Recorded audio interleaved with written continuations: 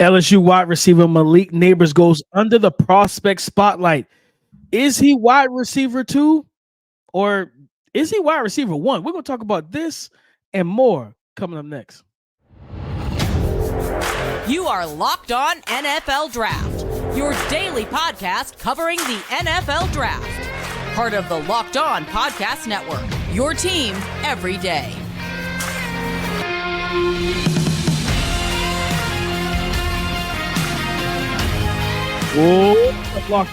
Welcome back to Locked On NFL Draft Podcast, your daily podcast covering your favorite draft prospects, part of the Locked On Podcast Network, your team every day. I'm your boy, Damian Parson, always on the ones and twos.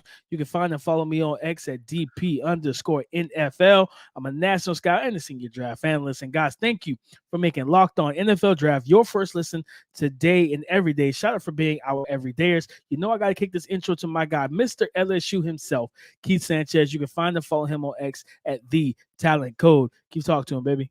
What's up, Locked On family? Let's get locked in. This is Keith Sanchez, 2019 national champ with those LSU Bengal Tigers, man. And the other side to this dynamic duo that we like to call the Locked On NFL Draft Podcast, the best source for everything NFL Draft. DP, we are getting into the prospect spotlight. Who are we talking about today? Malik Nabers. You talked about at the top of the show.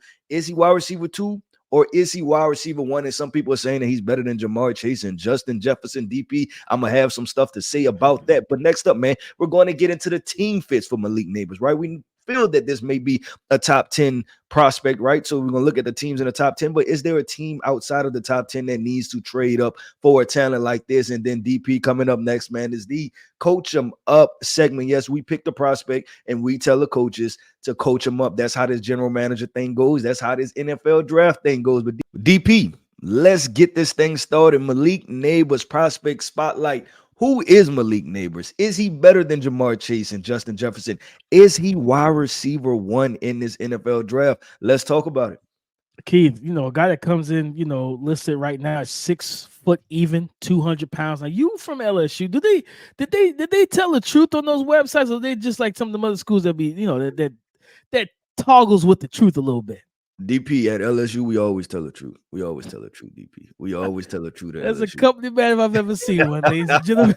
But no, I mean, when you look at Malik Nabers, man, the first thing that pops off the screen, and Keith, you did the deep dive, explosiveness, burst, sudden, and he had an outstanding season. I remember he got upset that Marvin Harrison won the Bolitnikov because the numbers he put up: 89 receptions, 1,568 receiving yards, and 14 total receiving touchdowns in 2023. And don't get me wrong, I understand why he was upset. Like this, that was one of those things. Baller.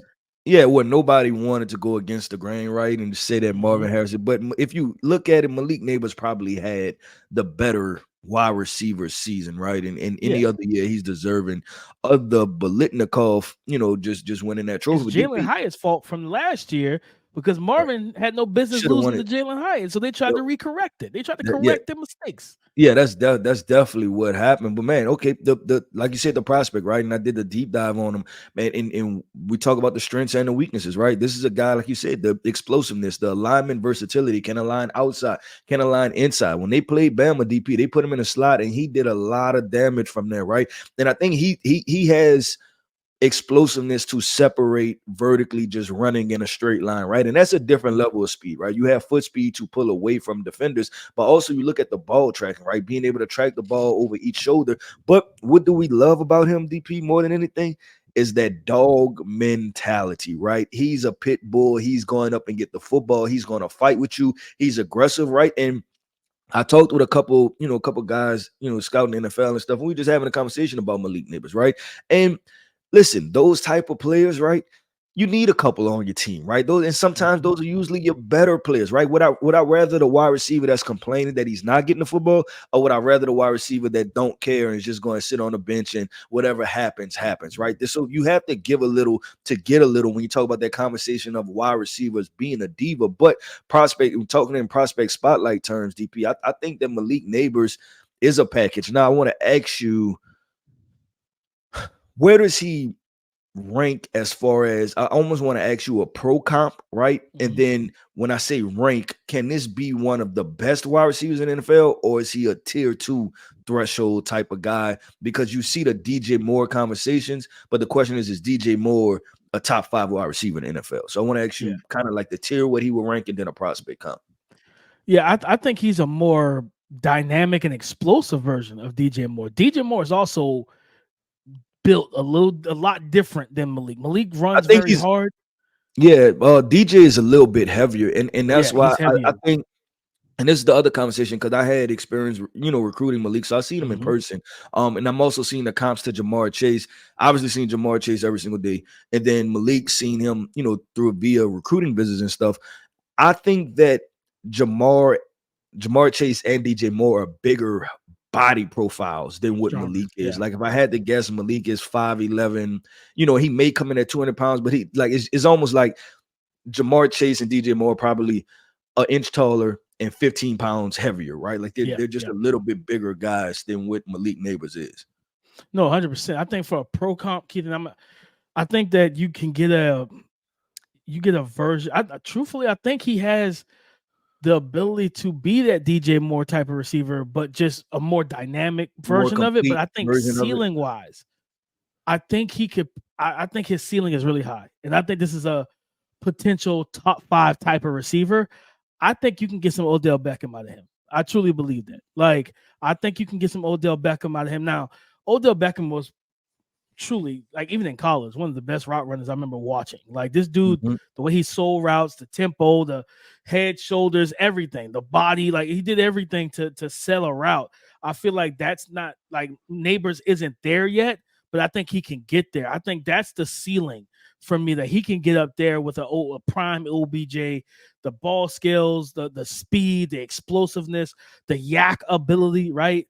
I think that he can separate and work on just being a more complete route runner with a more complete route tree. But I think at worst, you get a more dynamic version of DJ Moore that can play in the slot, play out wide, can move around, do the different things you need. You can hand the ball off to him on jet sweeps. You can get as creative as you want to, but he can also win lined up as a number 1 wide receiver, Keith. And I think that's where it is. And that's why it's like that for me. I have Marv as wide receiver 1. That wide receiver 2 battle for me between him and Rome, it's so freaking tough for me right now, Keith, because I love Rome, the smooth silkiness, the route running.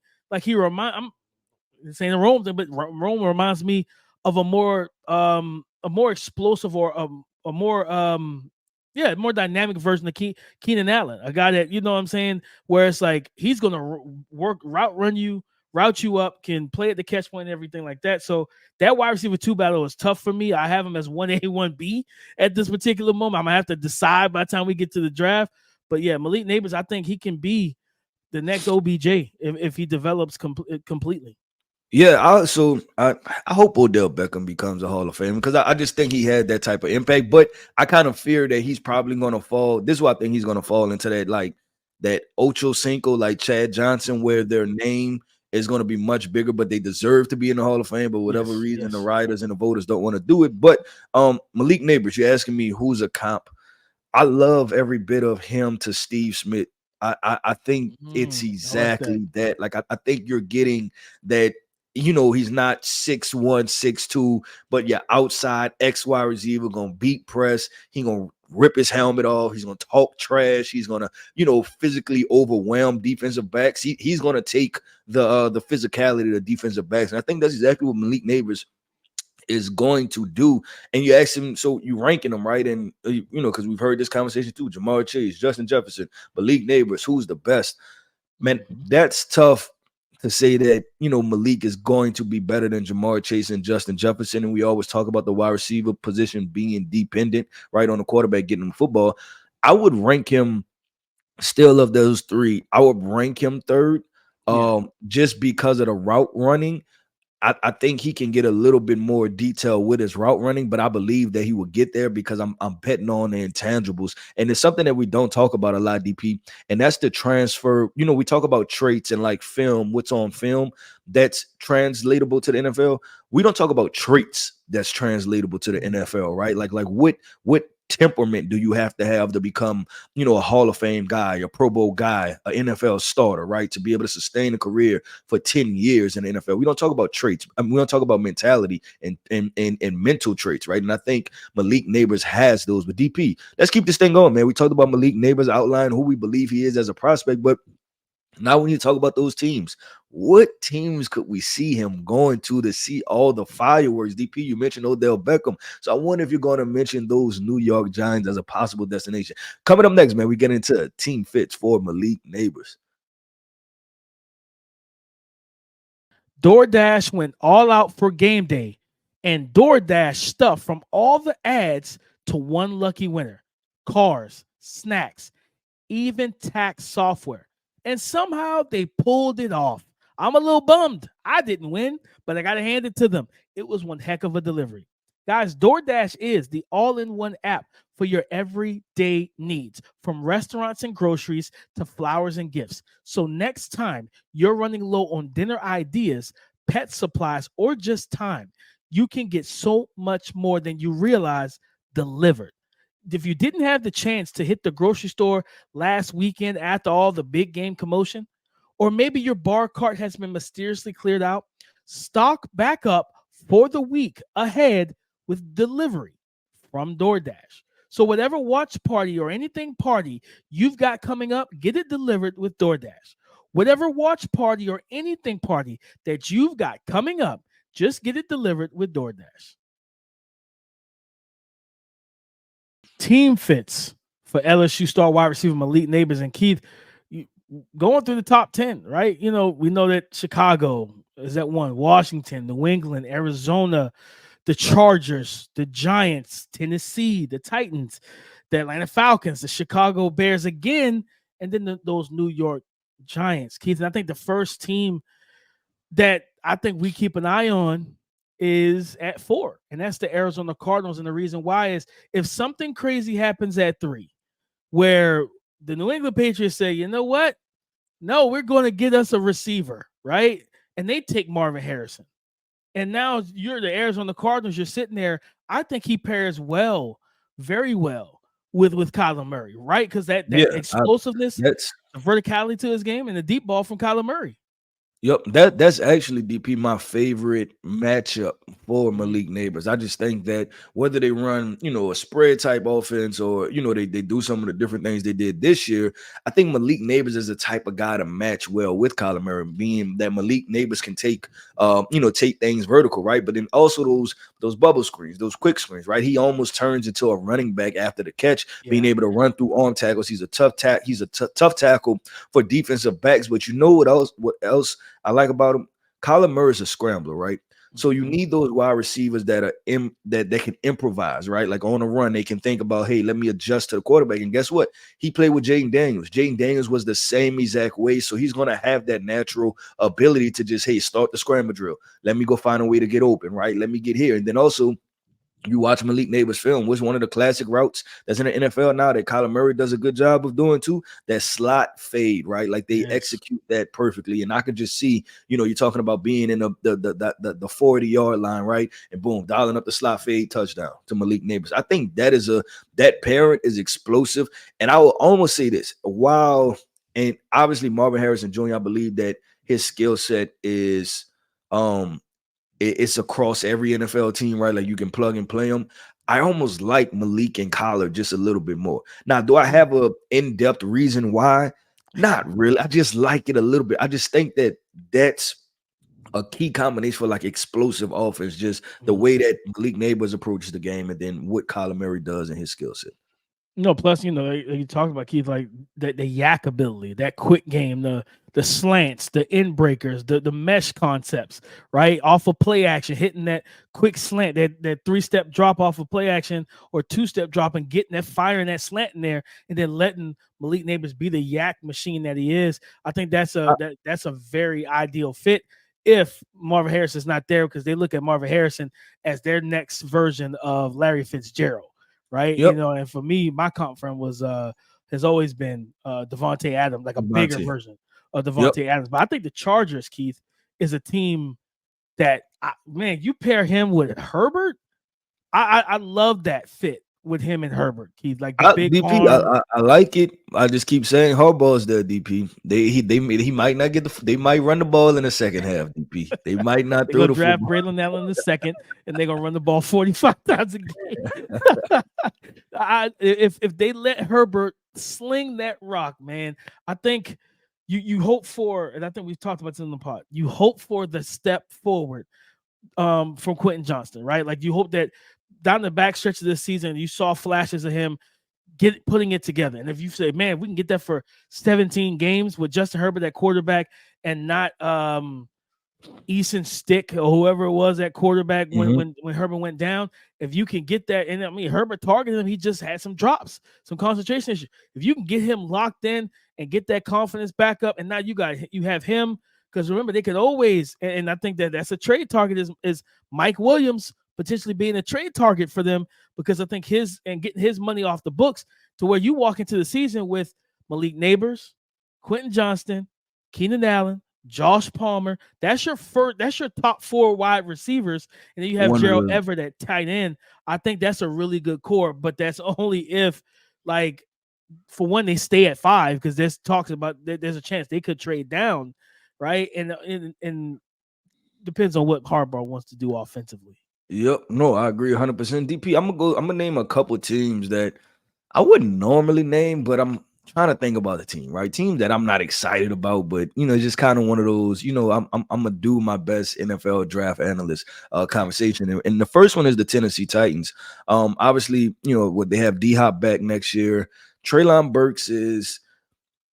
We'll see, right? But I don't think with Will Levis, you don't want to wait another year, right? You're not trying to get to year 3, year 4 in this experiment and hoping that that Will Levis turns it on. What better option to give him than a young, hungry, explosive guy that can win at all three levels of the field, like Malik Nabers, right? And then this is what I like about the Malik Nabers conversation to Tennessee, DP, is that he's alignment versatile. So when he's alignment versatile, it allows D-Hop to be alignment versatile, right? So then you could do some different things with Treylon Burks. And we always talk about it when nobody talked about leading into the draft.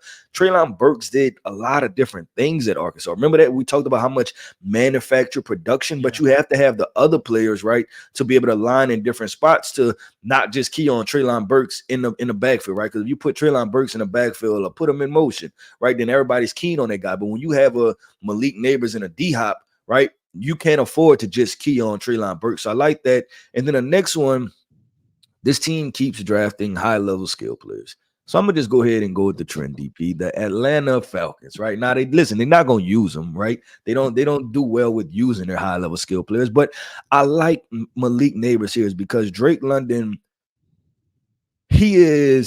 I like him as a possession wide receiver, big body guy, some short area quickness, right? But when you talk about the explosiveness part to the explosiveness element, this Atlanta Falcons team misses Calvin Ridley, right? And they parted ways with him for, I don't know, the betting situation. I don't know. It's a weird situation. It seemed like they didn't want to pay him either. I think he wanted out as well. Yeah, it was a lot of different things that went into it, right? But they need that explosive element, right? Just to kind of balance the offense out. And I like Malik Nabers in the spot. Now, do they need a quarterback? Yes, but I think once you add Malik Nabers, Kyle Pitts, Bijan Robinson, and Drake London, I think you have without a doubt one of the best skill position situations for any quarterback. And let I say, you just go ahead and go get Russell Wilson and see what happens. And if you do that, then now the Atlanta Falcons, right, in a wide open NFC South division, you're cooking with something now. So I like Malik Nabers with the Atlanta Falcons also. No, I like that, Keith, especially if you bring in a Russell Wilson or Kirk Cousins, a veteran that can get them the football. You can draft Spencer Rattler, or if Michael Penix falls, or even a Bo Nix day 2, second round, top of the second round, if those guys fall, which I kind of expect at this point for them to slip a little bit.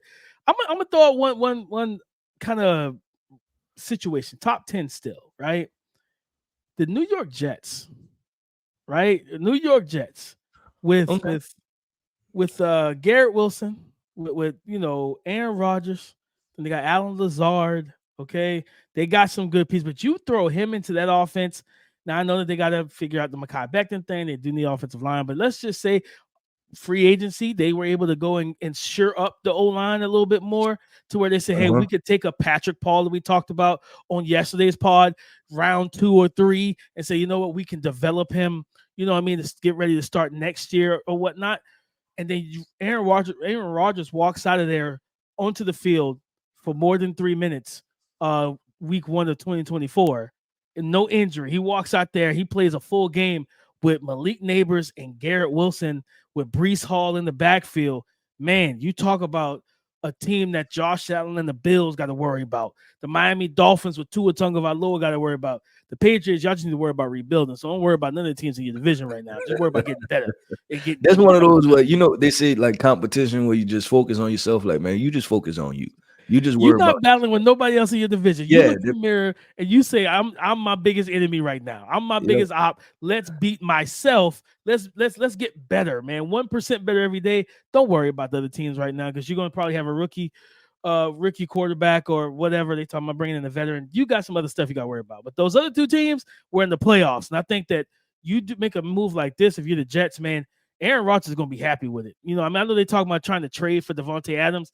I don't see that like coming to fruition. I don't think the Raiders, unless you're trying to tell me you're going to package that 10th pick and go get them. You know what I mean? Right. You're going to send that 10th pick. The Raiders be like, oh, let's go, because that's going to help us get a quarterback. We'll absolutely do it, but I don't foresee it happening. So I think that's a dark horse spot for Malik Nabers. If he were to slip a little bit, I don't know if Alt and Olu are off the board. If the Jets say, man, let's take the 3rd or 4th best tackle, but we can get possibly our 2nd best wide receiver on the board. Yeah, and that's definitely a conversation to be had, because we know that in the way this tackle board is shaking out, and I'm about to talk about it in Coach 'em Up segment, because I'm about to talk about 2 guys. There's going to be so many NFL teams that have these guys ranked in so many, you know, different ways and different orders. And then, like we said, value is going to come into the conversation. Should I take this guy top 15, top 20, right? Or wait to pick 50, pick 60, and I could still get a starting caliber tackle. But, you know, this position is not as deep. So let me go execute on this position. But DP coming up next, man, the Coach 'em Up segment, right? Where we pick the prospect, man, and then we tell the coaches they have all the physical tools. Do your job, coach 'em up. So coming up next, man, is the Coach 'em Up segment. Are you the kind of driver that likes to push things a little further? Ever wonder what adventure could be around the next corner? Our friends at Nissan have a lineup of SUVs with capabilities to take your adventure to the next level. The 2024 Nissan Rogue is perfect for city drives and great escapes. Class exclusive Google built-in is your always updating assistant to call on for almost anything. The 2024 Rogue is the perfect mid-size crossover for your next adventure. The 2024 Nissan Armada will change what you expect from a full-size SUV. Picture a rugged 4x4 that can seat up to 8 in first-class luxury and style. The tow is bigger, and explore further in the 2024 Armada. Take the Nissan Rogue, the Nissan Pathfinder, or the Nissan Armada and go find your next big adventure. Shop NissanUSA.com.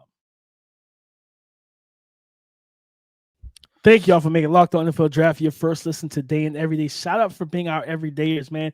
We love and appreciate y'all. Always want to give you your flowers, but it's time to coach them up, guys. It's time to give these NFL coaches some prospects from us, the scouts, who we've watched and say, listen, he's got what you need. Now you got to put him in the right positions. Keith, I'll kick it off. Oregon State safety, my guy, Kitan Oladapo, listed at 6'2", 200 and I believe 220 pounds. Right, a guy that played safety. You watched the tape of him at Oregon State in that defense, man. He played everywhere. He covered receivers in the slot. He covered tight ends out wide. He covered tight ends in the slot. He moved all over the place. And you think about, and I talked to him at the Senior Bowl about this, like, man, years ago, Keith, I think you were still at LSU at the time. Out of UConn, Obi Melifonwu came out, and they called him the tight end eraser, because he was like 6'3", 220, 4'4" type of athlete, but he never, I think he battled some injuries. He never got to where he needed to be in terms of development. I think if you're a defensive coordinator, I think about Mike McDonald in Seattle, right? I think about Wink Martindale and what he did with Kyle Hamilton in year one, right? I think about those type of defensive coordinators, Keith, or Raheem Morris. I think about those guys where you take that versatile defender and you make him that chess piece. I think Oladapo has all that. I expect him to hit in that 4 or 5 range in the 40, right? There's a play against Washington where Dylan Johnson, the running back, almost scores a long touchdown. He chases him from behind, and you're talking about the hustle, the speed, the recovery, causes a fumble, right? He plays well. He's instinctive. I think what he has to, and he talked about it, he has to learn on how to cover these NFL receivers and tight ends without getting his hands on them because of how fluky the NFL is with contact, right? The illegal contact past 5 yards, right? Like, receivers can push off, but if you grab defensive holding, if the ball's in the air, defensive pass interference, how can you evolve as a coverage defender without being physical to get called for those defensive penalties and hurt your team and give the offense a new set of downs and better field position? I think that's where he truly has to continue to develop going from college, because in college they let him play, Keith. You let them play in college. They're not calling all those type of flags like that. So I think that's where you want him to be at, and just work on soft press, soft shoe, mirroring guys, and timing of his physicality in press. But I think this is a guy that you can use all over the field. I'm not saying he's Kyle Hamilton, right? I'm not saying he's Derwin James, but he can do similar things. And I think if you put him in that type of role and you develop him, you're going to have yourself a high-level starter. Yeah, and there's something to good quality safeties, right? And I think it's something that goes unappreciated, right? Like, we either want you to be Kyle Hamilton, Derwin James, or we don't care at all, right? Like, and it's like, nope, there's a middle ground. Like we always say, it's not just simple as black and white, right? There's a gray area, and the gray area is having good quality safeties. And you know what? It's good quality safeties. The Kansas City Chiefs, right? You talk about Justin Reed, and just coming in and just making a couple plays that he made in the Super Bowl. It's like, well, you know what? That's not a top 5, NFL safety or all pro, the best safety in the entire world, right? But that's a good football player at the end of the day, right? And he made, straddle the fence between Pro Bowls from here and there and things like that. But I agree with you. There's something to just drafting good quality safeties, because they're an important part of the defense. They actually be in the run game, and then actually be in pass coverage. So you need those guys. DP, listen, man, we talk about guys to develop, right? Like the coach them up segment. So you talk about this offensive tackle class, and I said in the last segment, I'm gonna get into this conversation, right? You talk about Olu Fashanu, Joe Oat, Tyler Guyton, Jordan Morgan, JC Latham, Troy Fontenot, Amaris Mims, Talise Fuaga, Kingsley, Sua Matia, DP. That's 10 offensive tackles right there. And when you have that many offensive tackles, DP, people fly under the radar, man. I'm going to go with Notre Dame offensive tackle, Blake Fisher. This is a good football player, man. And the reason I say the coach em up segment is because I think you can get a high quality starter. Like I think he can not only be a guy that gets you out of reps, right, but he can be a good quality starter. And you draft them in the mid rounds, right? And you think about teams like the Tennessee Titans, right, to where they have left tackle trouble and they have right tackle trouble. Blake Fisher is the type of guy to where you draft him, you get your Joe Alton or your Olu Fashanu, or however you see the board, right? You get that guy in the first round, and then well, the Carolina Panthers don't, but they don't have a first round pick. But just however, right? If you're a team, you get that guy in the first round, and then you follow that up. And in the third round, you get your right tackle, right? And you get a Blake Fisher, a guy that, has played significant snaps, has played in high leverage moments. And then now you have bookend tackles, and you walked away with 2 tackles for the future. And I think that's what Blake Fisher is. So I'm telling my O-line coach, hey, I'm drafting this guy. Go ahead, develop him. Go ahead, get the job done. The other guy that I want to mention real quick, don't even want to go long on it, is offensive tackle from TCU, Brandon Coleman. Watched him at the Senior Bowl. I think he's a guard, but that's perfectly fine. Go get you a starting level guard that moves well, that has experience playing tackle. Now, if you need it in a pinch, right, this guy can kick out the tackle for you for a game or two just to get you through a game, but you have that versatile left tackle, left guard type combination. And the same thing with these NFL teams. If you're an NFL team, DP, and you have offensive line problems, there is no reason why you should not be able to address that at a high level with this draft class.